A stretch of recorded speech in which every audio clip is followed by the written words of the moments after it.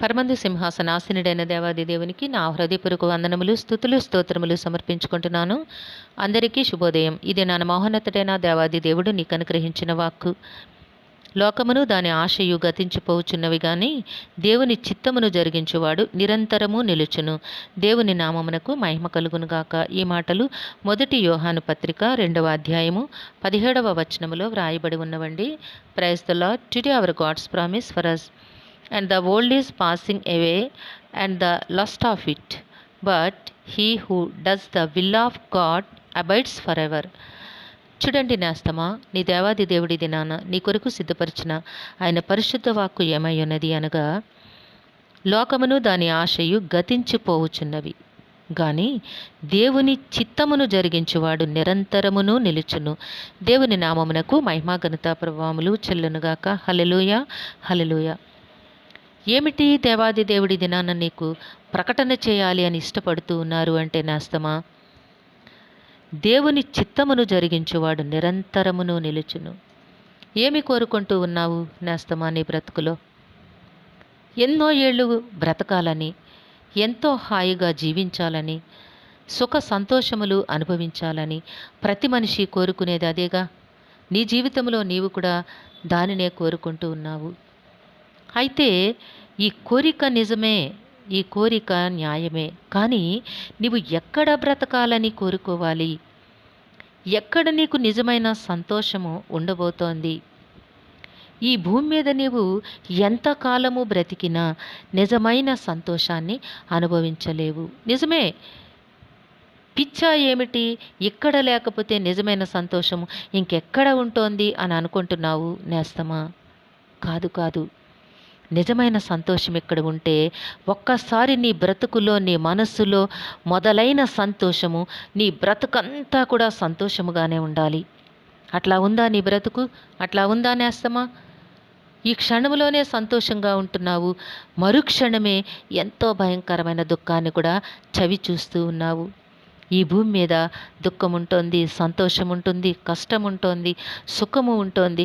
అన్నీ కూడా షడ్రుచులను నీవు అనుభవించక తప్పదు నేస్తమా. కానీ దేవుని చిత్తములో గనక నీవు బ్రతికినట్లయితే, నీవు ఏదైతే ఆశిస్తూ ఉన్నావో ఆ ఆశ తప్పకుండా నీ బ్రతుకులో నెరవేరబోతోంది. ఎందుకు అంటే, కీర్తనల గ్రంథము 90వ అధ్యాయము 10వ వచనము చూచినట్లయితే ఈ విధంగా వ్రాయబడి ఉంటుంది. ఏమిటి అంటే, మా ఆయుష్కాలము 70 సంవత్సరములు, అధిక బలమున్న ఎడల 80 సంవత్సరములగును. అయినను వాటి వైభవము ఆయాసమే, దుఃఖమే, అది త్వరగా గతించును, మేము ఎగిరిపోవుదుము. దేవుని నామమునకు మహిమ కలుగునుగాక. ఏమిటటండి?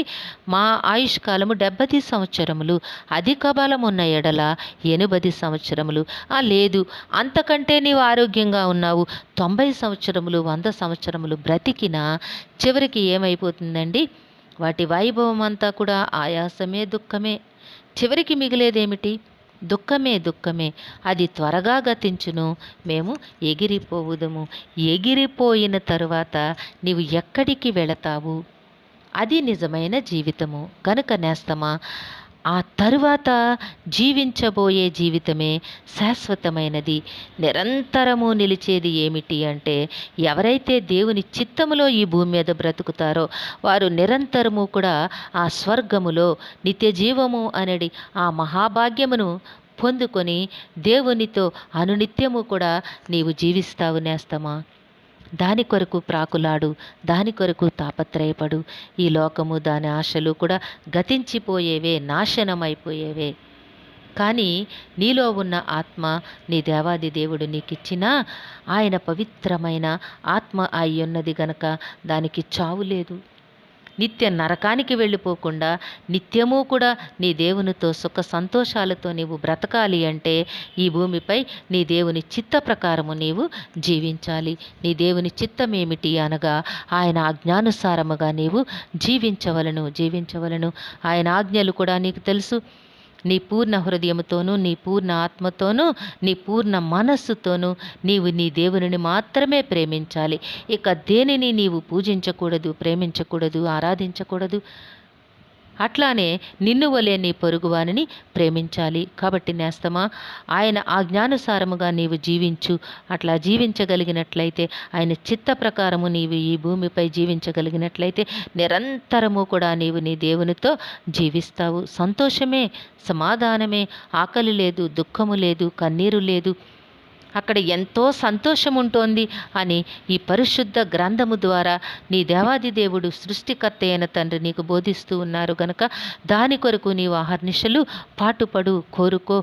ఆ నిత్యత్వంలోనికి నేను వెళ్ళాలి దేవా అని నీవు మనఃపూర్వకముగా ప్రార్థించినట్లయితే, నీ చిత్తములో జీవించే యోగ్యతను ప్రసాదించమని నీవు వేడుకున్నట్లయితే, దేవుడు తన పరిశుద్ధమైన జ్ఞానమును నీకు ప్రసాదించి తన చిత్తములో నిన్ను జీవింపచేస్తారు. కాబట్టి నేస్తమా, అనునిత్యము కూడా ఆయన చిత్తానుసారముగా జీవించు. ఇహపరమైన ప్రతి ఆశీర్వాదమును ఆయన నీకు తప్పక అనుగ్రహిస్తారు. ఆ మాత్రమే కాకుండా అంత మాత్రముతోనే నిన్ను విడిచిపెట్టకుండా నిత్య జీవమునకు నిన్ను వారసునిగా చేస్తారు. దేవుడు దీవించునుగాక. సింహాసనాసీనుడైన దేవా, మీ ఘనమైన నామమునకు వందనములు చెల్లించుకొంచున్నాము. మీ బిడ్డకు మీరు ఇచ్చిన పరిశుద్ధ వాక్కును బట్టి మీకు వందనములు తండ్రి. ఏ బిడ్డకైతే ఈ వాక్కును వినిపించినారో వారి జీవితంలో మీ చిత్తమును జరిగించమని నాయన, మీరు అనుగ్రహించబోయే ఆ శాశ్వతమైన జీవమును పొందుకొని నిత్యము మీతో జీవించే కృపను, యోగ్యతను కుటుంబానికి ప్రసాదించమని వేడుకొంచున్నాము. ఈ దినము పుట్టినరోజు, వివాహ దినమోత్సవంలో జరుపుకొంచున్న బిడ్డలందరికీ మీ ఆశీస్సులు అనుగ్రహించండి నాయన. దీర్ఘాయుష్నిచ్చి కాపాడండి. మా ప్రియులందరికీ కావాల్సిన ఆయురారోగ్యము, సంపూర్ణమైన రక్షణ, దీర్ఘాయుషు ప్రసాదించి మీ కృపలో నడిపించమని సమస్తమును మీ కృప ఆస్తములకు అప్పగించుకుంటూ ఈ ప్రార్థన మా రక్షకుడును మీ ప్రియకుమారుడైన యేసుక్రీస్తు నామం పేరట అడిగి వేడుకొనిచున్నాము తండ్రి. ఆమెన్. సర్వకృపానిధియగు దేవుడు మీ జీవితంలో అనేకమైన ఆశీర్వాదములు అనుగ్రహించి మిమ్మును ఆయన నామ మహిమ కొరకు జీవింపచేయునుగాక. Amen, amen, amen.